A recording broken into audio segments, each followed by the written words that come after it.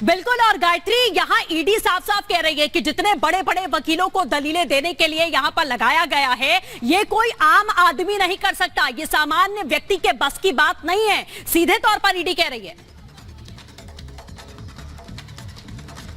बिल्कुल। और सबसे बड़ी बात जो है सृष्टि, वो ये है कि अगर जांच एजेंसी ये कह रही है कि हमारे पास पक्के सबूत है, कोर्ट के सामने, जज के सामने कहा जा रहा है, तो जाहिर तौर पर ईडी को ये साबित भी करना होगा। और ऑन रिकॉर्ड ईडी कह रही है कि हमारे पास पक्के सबूत है कि 100 करोड़ रुपए की रिश्वत ली गई है। बाकायदा उनका ये भी साफ तौर पर कहना है कि सामान्य व्यक्ति नहीं है अरविंद केजरीवाल, इतने बड़े बड़े वकील। आपको याद होगा जब पिछली बार सुनवाई हुई थी, तब ये कहा गया था ईडी की तरफ से कि इतने सारे वकीलों को अगर ये लाकर खड़ा कर रहे हैं तो हमारी तरफ से भी बहुत सारे वकील खड़े हो सकते हैं, लेकिन इतने क्या है। बड़ी खबर आपको बताया, वापस आपके पास लौट रही। केजरीवाल के वकील को बोलने से रोका गया। कोर्ट ने कहा कि आपको आपके जो क्लाइंट हैं वो बोल चुके हैं, अरविंद केजरीवाल ने, क्योंकि इससे पहले वक्त यहां पर लिया था। कोर्ट ने कहा है कि आपका जो क्लाइंट है वो बोल चुके हैं। केजरीवाल के वकील को बोलने से फिलहाल कोर्ट ने रोक दिया है।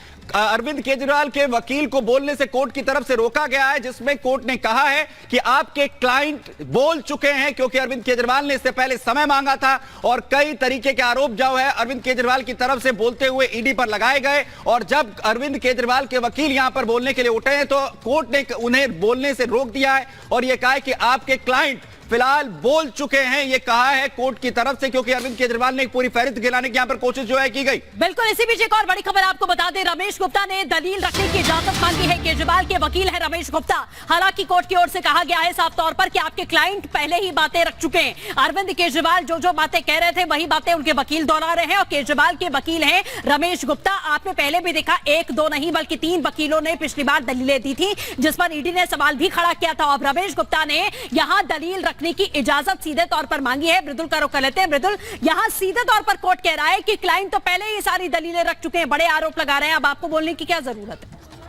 बिल्कुल। और देखिए, शुरुआत यहीं से हुई। अरविंद केजरीवाल ने वक्त मांगा, 5 मिनट मांगा। केजरीवाल ने बड़ी बड़ी बातें कही, गंभीर आरोप लगाए, लेकिन एजेंसी ने उसका जवाब दिया है। और एजेंसी ने जैसे जैसे एक के बाद एक तमाम आरोप लगाए और कहा कि हमारे पास पक्के सबूत हैं कि आपने 100 करोड़ की रिश्वत मांगी, उसके बाद अरविंद केजरीवाल के वकील अब आए और कहा है कि मेरे क्लाइंट को बोलने दिया जाए, लेकिन कोर्ट ने कह दिया है। और इस बीच आपको एक और बड़ी खबर, कोर्ट ने अपना फैसला, जो ऑर्डर है वो रिजर्व कर लिया है और ये बड़ी जानकारी दे रहे हैं। कोर्ट ने अपना फैसला सुरक्षित रखा, तमाम दलीलें सुनी गई। आज की सुनवाई में अलग अलग पक्ष रखे गए, लेकिन बड़ी बात है अरविंद केजरीवाल ने सीधे आरोप लगाए, लेकिन एजेंसी ने जवाब दिया और कहा कि जो आरोप लगाए जा रहे हैं वो गलत है। ये एजेंसी पर आरोप लगाए जा रहे हैं और एजेंसी ने यह भी कहा कि हमारे पास पक्के सबूत है, अब फैसला सुरक्षित है। गायत्री ग्राउंड जीरो पर मौजूद है। गायत्री, बताइए, कोर्ट ने अपना फैसला अब सुरक्षित रख लिया है, लेकिन आज सुनवाई में दोनों तरफ से बड़ी बातें कही गई।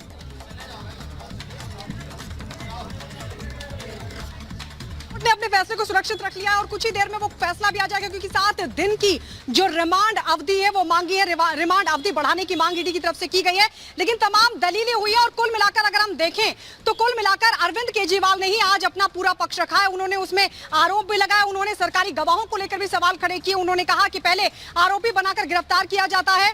और ये बड़ी खबर आपको बता दें, बड़ी खबर ये मिल रही है कि ईडी ने ये कहा है कि सबूतों के आधार पर हमने गिरफ्तार किया है, क्योंकि गिरफ्तारी को लेकर अरविंद केजरीवाल ने हाईकोर्ट का दरवाजा भी खटखटाया था।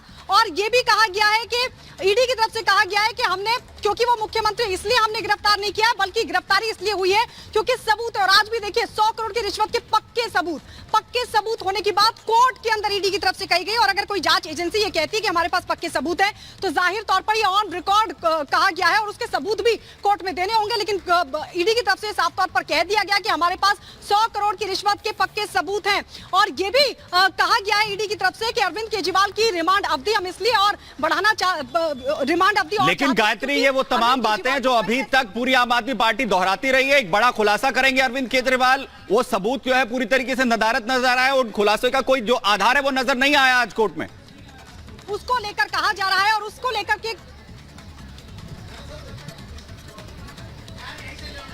गायत्री, जो दावा अरविंद केजरीवाल की ओर से जो किया जा रहा था, पूरी आम आदमी पार्टी कर रही थी कि आज कोर्ट में बड़े सबूत, बड़े खुलासे जो अरविंद केजरीवाल करने वाले हैं, उसका आधार आज कुछ नजर नहीं आया। ये वही बातें थी जो आम आदमी पार्टी जो है अलग अलग चैनल्स पर दोहराती रही है, सभी मीडिया के सामने दोहराती रही है।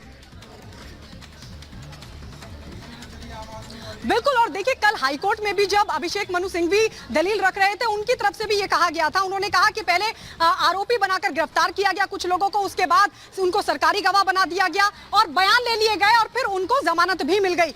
ऐसी ही बात आज अरविंद केजरीवाल ने रखी। उन्होंने कई लोगों का नाम लिया और कहा कि पहले इनको गिरफ्तार किया, पहले इनको आरोपी बनाया, फिर इनके स्टेटमेंट लिया और उसके बाद इनको जमानत मिल गई। और उन्होंने ये भी कहा कि जानबूझकर उनको टेक्निकल तौर पर भी और स्टेटमेंट में जो आरोपियों की तरफ से जो सरकारी गवाह बनाकर उनको जो स्टेटमेंट लिया गया उसमें भी काटछाट की गई।